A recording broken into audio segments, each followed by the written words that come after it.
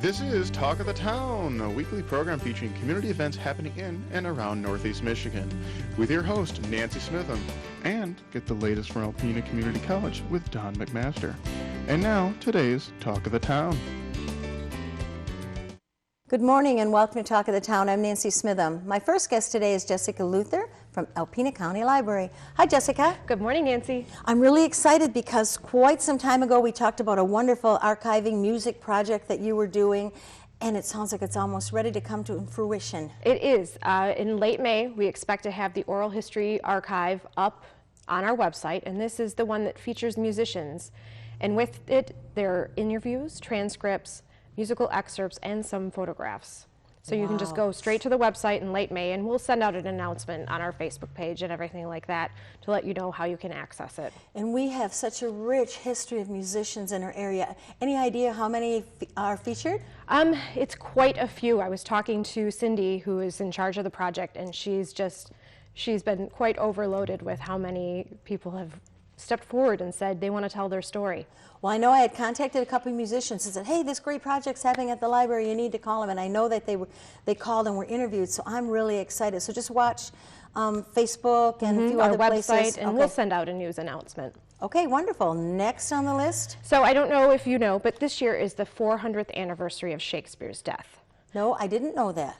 So what we are doing to honor his impact on the world of literature is we're hosting a dramatic reading, a film screening, as well as a live stream from the Folger Library on April 23rd. Ooh. And the live stream is really exciting because it's coming from the historic Pastor Reading Room at the Folger Shakespeare Library in Washington.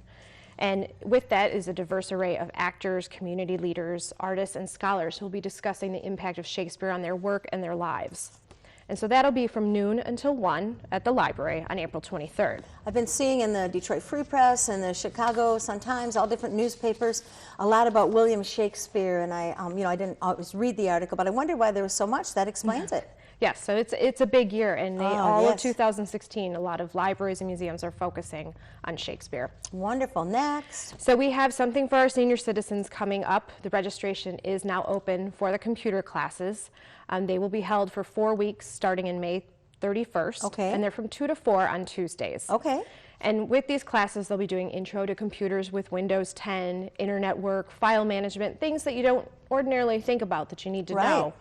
So they're $20 for the entire session, and you can register just by calling the library and asking for the reference desk. 356-6188, and Yes. you better do it fast because they'll fill They up. do fill up very quickly. And when you think of seniors, are you saying 55 and older? Yes, 55 and older. And That's not a senior young lady. And Nancy Musso, our IT specialist, heads it, and she just does a fantastic job. She does do a really good job, and most people do use computers, but to brush up on the things maybe that you don't need or you don't normally use, but it's great to have that to get that knowledge. So make sure you call. For sure. Okay. Another exciting literary thing we have coming up.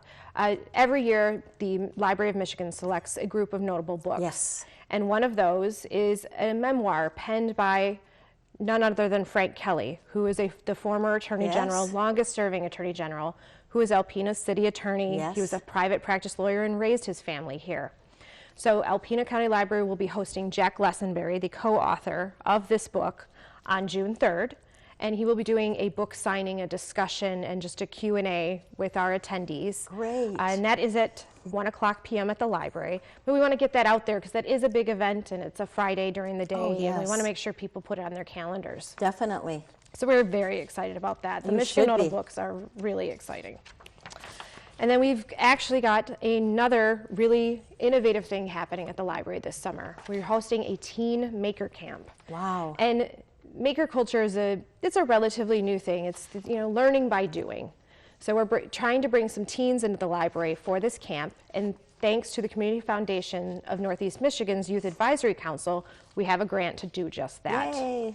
So we will be announcing our camp, and it'll be running on Thursdays, June 16th to July 14th. Okay. And more information on that will be able to be found on our website shortly. Will there be a subject, a topic, or anything, or you don't know that A yet? lot of it, it's physics and it's aerodynamics and coding and gaming and aviation. It's just things that you would normally think would be above people's heads and just breaking it down so you learn how to do it. It's really exciting for us. So any teenager would be eligible to come? Yes. Okay. Yes.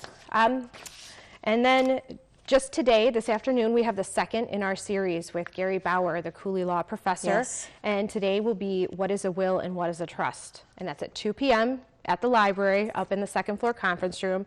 Anyone is welcome to attend. It's free of charge. I attended the first session and I learned an awful lot, so I would really encourage people to, come down to the library this afternoon and listen. Yes, it's a great service that he's providing. And Yes. that's also in conjunction with Alpena Elkona Area Credit Union. And he's very knowledgeable. Yes, he is.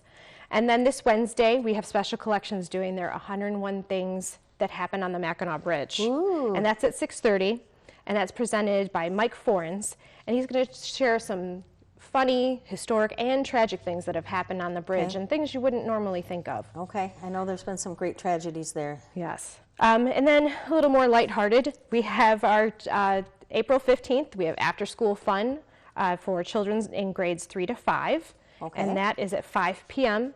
And you need to pre-register for that. And it does include a meal. Okay. And that's, again, you call the library 356-6188. And then finally, we have Sunday, April 16th. We have How Does Your Garden Grow, which is our springtime craft for the Perfect. kids.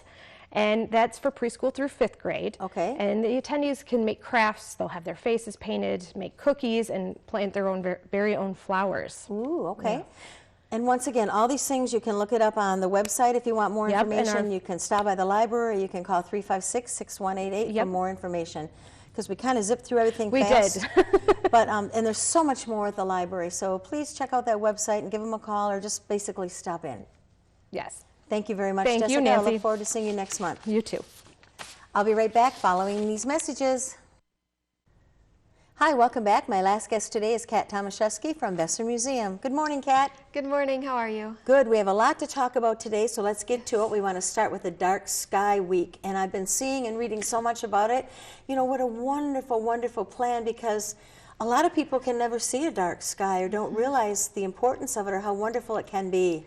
What's so great is just recently, and on it, I think it was February 16th of 2016, so just last month, they signed into action a plan that preserves 6 different areas in Michigan as dark sky parks. And what that means is there's going to be no harsh, bright white lighting, so it allows people to be able to go there and see the stars. So the way we like to explain it is, if you go to the supermarket and you try to look up at the stars, you can't. You can see some of the main stars and the moon, but you can't see all the beautiful little stars that make up the night sky. That's true. So if you leave the supermarket and you go out into the country, even just out on Worth Road, you can start seeing so many more stars and constellations. Yes.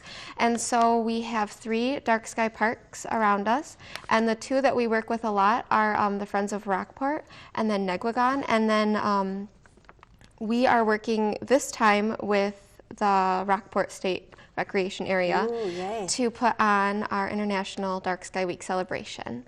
And so they are coming over to the Besser Museum this Friday night Okay. at 7 p.m. It's $1 to get in, and that gets you in for the whole planetarium show and a little discussion, like hands-on talk about what is the International Dark Sky Initiative? Why do we need it? And so we'll have a planetarium show, talk about some of the constellations you can find in the night sky, Okay. especially around this area.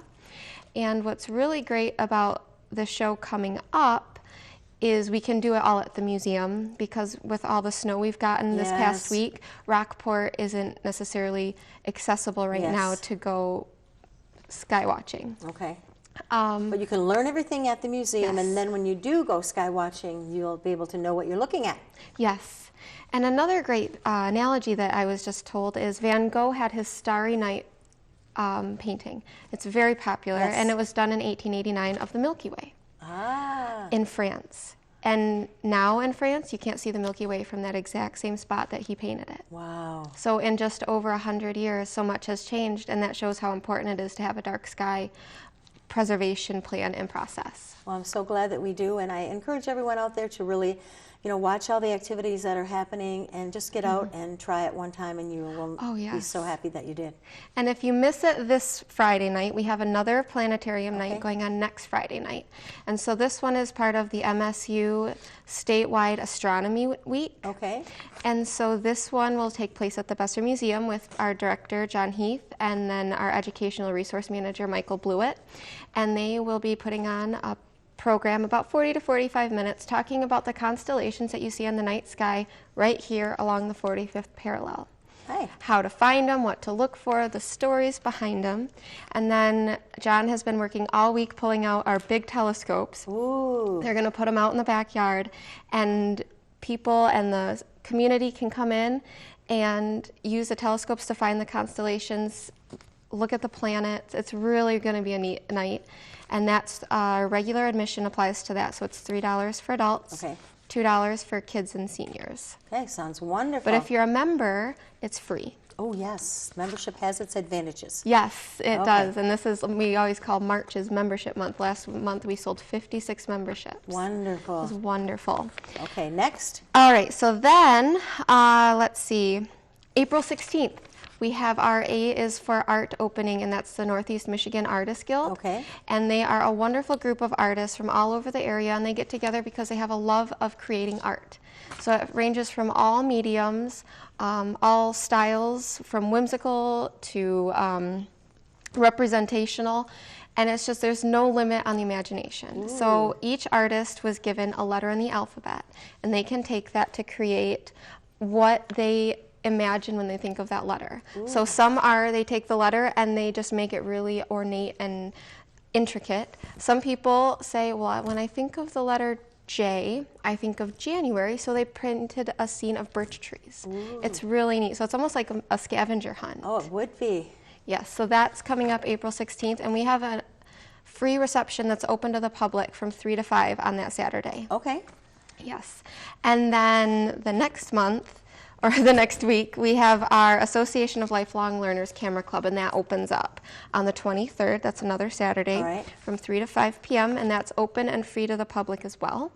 And the Camera Club has a neat story. So they started when Susan Lawless came up from Ann Arbor, and she presented to the Association of Lifelong Learners, if you can't go on safari, take pictures at home.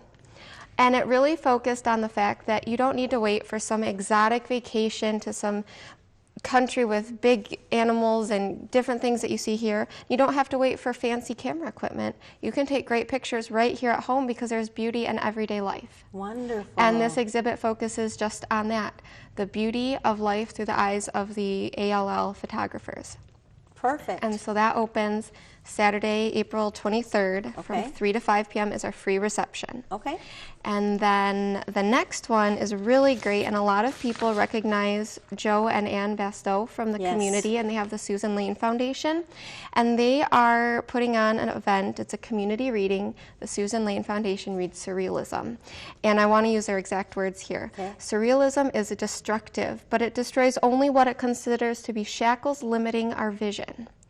So a lot of community readers are coming in to share poetry and short fiction from their favorite surrealists, and a lot of people don't realize that Dr. Seuss was a surrealist. Oh, wow. So it didn't know that. really is going to range from some things that they've created, they call it suroriginal work, to some of the most popular surrealist artists.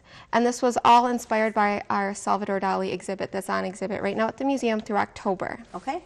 And we have about 1 minute left, so wrap up with anything else you want to make sure we know about. Okay, I just want to share with everyone that you can find all of these great events on our Okay. website. All right. They're all on our homepage. You can also go to our events page, and it's all there. You can see the whole calendar from now to the end of the year. Okay. And what is your website? BesserMuseum.org. Pretty simple and easy. Yes, And and phone number? Wow, that's not the on right your phone. note. 356-2202. Okay. Well, I want to thank you very much for being here, Kat. And there's, when I listen to what the library talked about and what you folks have going on, I better not hear anyone saying there's nothing to do in this town. It's unbelievable, the cultural, the art, the young, the old, the wonderful things that are happening. So I want people to take advantage of all these great things. We have a great and vibrant community. We do. Thank you so much, Kat. Thank you. Please stay tuned for Dr. Don McMaster following these messages.